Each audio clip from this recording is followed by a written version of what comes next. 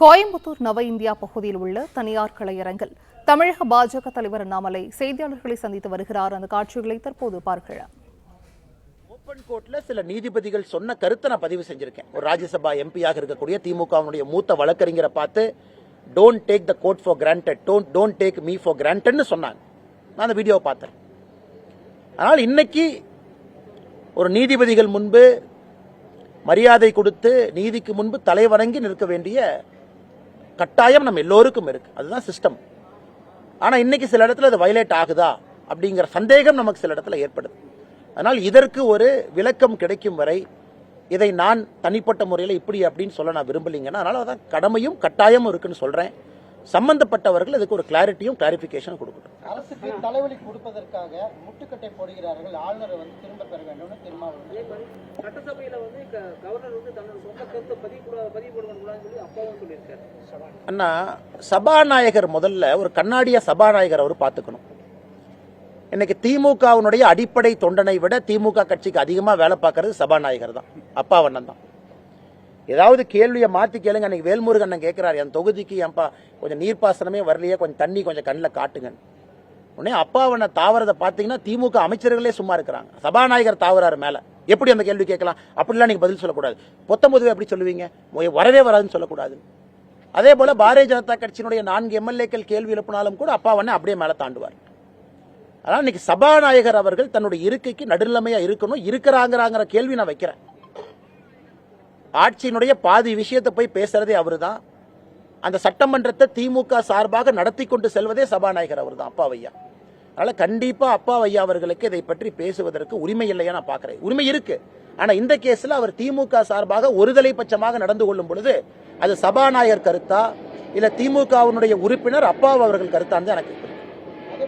இரண்டாவது, அண்ணன் திருமாவளவன் அவர்களை பொறுத்தவரை நம்முடைய தமிழகத்தினுடைய மேதக ஆளுநர் RN ரவி அவங்க என்ன சொல்லியிருக்காங்க பாருங்க. சுப்ரீம் கோர்ட் கைட்லைன், இங்க பாருங்க UGC guideline, 4 member search committee, அதுல ஒரு UGC நாமினி இருக்கணும். நீங்க நாமினி போடாம நீங்க வைஸ் சான்சலர் செலக்ட் பண்ணீங்கன்னா அந்த வைஸ் சான்சலர் ப்ராசஸ்ல இருக்கிறவங்க கோர்ட்டுக்கு போய் ஸ்டே வாங்குவாங்க. அவர் சொல்வதிலே நியாயம் இருக்கத்தானே செய்யுது. உச்சநீதிமன்றத்தினுடைய தீர்ப்பும் UGC பல இடத்துல அவங்களுடைய வழிகாட்டுதலும் ஒரு UGC நாமினியை வெய்யுங்கன்னு சொன்ன பிறகு தமிழக அரசு ஒரு பிரஸ்டீஜ் இஷ்யூ எடுத்து நாங்கள் வைக்க மாட்டோம், கோவிச்சலினா நாங்கள் வைக்க மாட்டோங்கிறாங்க. அப்ப இதுல தேர்வு செய்யப்படாத ஒரு நபர் கோர்ட்டுக்கு போய் இந்த ப்ராசஸை ஸ்டாப் பண்ண முடியாதுன்னு என்ன நிச்சயம்? அதற்கு யாருமே பதில் சொல்ல. உச்சநீதிமன்றத்தை பத்தி யாரும் பேசல, UGC பத்தி பேசல.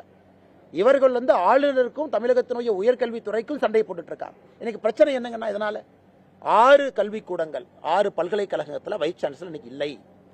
இந்த பஞ்சாயத்தில் பாதிக்கப்படுறவங்க யாரு? மாணவர்கள். சிஸ்டம் இல்ல, கான்வகேஷன் பாதிக்கும். அதனால் அன்பான வேண்டுகோள் தமிழக அரசுக்கு, உச்சநீதிமன்றத்தினுடைய நடைமுறையும் UGC நடைமுறை, உயர்கல்வி UGC கீழே இருக்கு. அது தமிழக அரசு ஒருதலை பட்சமாக இண்டிவிஜுவலா 100% உங்க கண்ட்ரோல் இல்ல.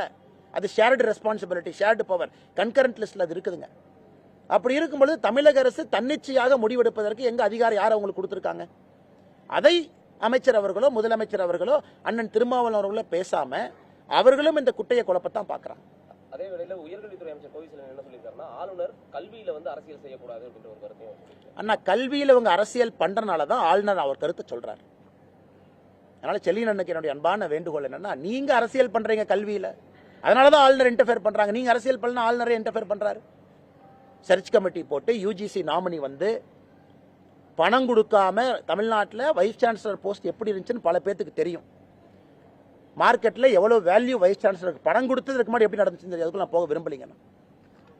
ரவி அவர்கள் வந்த பிறகு இதற்கு முன்பு ஆளுநர் அவர்கள் எல்லாம் இதை கொஞ்சம் டைட் பண்ணி இன்னைக்கு இந்த ப்ராசஸ்ல ஒரு டிரான்ஸ்பரன்சியை நேர்மையை கொண்டு வந்திருக்காங்க. எங்கேயும் கூட ஆளுநர் தேர்வுல முறைகேடு இருக்குன்னு யாரும் சொல்லாத அளவுக்கு இது நடந்து கொண்டிருக்கிறது. அதனால ஆளுநர் எங்க அரசியல் பண்றாரு? எங்க அரசியல் அவரால புஷ் பண்ணாரா? நீங்க சொல்றதுதான் சர்ச் கமிட்டி கொடுக்கறது அவர் ஏத்துக்கிறாரு. சர்ச் கமிட்டியில மாநில அரசு உறுப்பினர் இருக்கிறீங்க, UGC நாமினி இருக்கிறீங்க. நீங்க 4 பேர் சேர்ந்து ஆளுநருக்கு ஃபைல் அனுப்புறீங்க. ஃபைல்ல முதல் யாருன்னு சொல்றீங்க, ஆளுநர் கையெழுத்து போட்டு ஏத்துக்கிறாரு. எங்கேயாவது ஆளுநர் வயலேட் பண்ணாராங்கன்னா?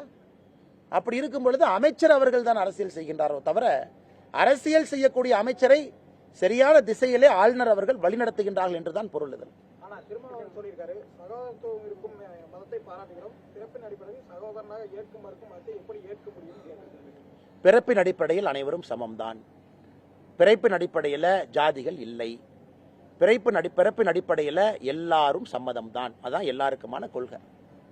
நாங்கள் சொல்வது, நீங்க ஒரு தீவிரவாதியை கொண்டாடுனீங்கன்னா நாங்கள் தவறுன்னு சொல்றோம். இஸ்லாம தவறுன்னு நாங்கள் சொல்ல, தீவிரவாதியை தவறுன்னு சொல்றோம். அதை எப்படி இவர் பிறப்பின் அடிப்படையில் இப்படி அப்படின்னு சொல்லலாம்? அதனால் இன்னைக்கு அண்ணன் திருமாவளவன் அவர்கள் சொல்லட்டும். காங்கிரஸ் கட்சி கூட்டணியில் இருக்கார், திமுக கூட்டணியில் இருக்கார், பாரதிய ஜனதா கட்சி. அண்ணன் திருமாவளவன் அவர்கள் மனசாட்சிப்படி சொல்லட்டும். இவரே தான் 2012 பாராளுமன்றத்தில் காங்கிரஸ் திமுகவை எதிர்த்து இவர் தான் சண்டை போட்டார். என்சிஆர்டி டெக்ஸ்ட் புக்கில் ஒரு கார்ட்டூன் இருந்துச்சு. அந்த கார்ட்டூன் எப்படின்னா, நேரு அவர்கள் கையில் சவுக்கு, அம்பேத்கர் ஐயா அந்த அரசியலமைப்பு சட்டத்தை செஞ்சுட்டு இருக்கிறாங்க. நேரு அவர்கள் சவுக்கை வச்சு அம்பேத்கர் ஐயாவை அடிக்கிற மாதிரி ஒரு கார்ட்டூன். அதில் என்ன சொல்றாங்கன்னா, அம்பேத்கர் அரசியலமைப்பு சட்டத்தை ரொம்ப மெதுவா நத்தை வேகத்தில் போனனால நேரு அவர்கள் சாட்டையை சொல்லட்டினார்னு என்சிஆர்டி டெக்ஸ்ட் புக்கில் இருந்துச்சு. அதை எடுத்தது நாங்க, நம்முடைய அரசு வெளியெடுத்தோம். அதை இதற்காக 2012 காங்கிரஸையும் திமுகவையும் எதிர்த்து பாராளுமன்றத்தில் போராடியது அண்ணன் திருமாவளவன் அவர்கள். அண்ணன் கிட்ட ஒரே வார்த்தை தான் நான் கேட்கிறேன், காங்கிரஸ் திமுக வடவா சமூக நீதியில நாங்க ரொம்ப பின்னாடி இருக்கோம். பாரதிய ஜனதா கட்சியை பொறுத்தவரை எங்களுடைய அரசியலமைப்பு சட்டம் அதை பாரதிய ஜனதா கட்சி எங்க வயலேட் பண்ணிருக்கு?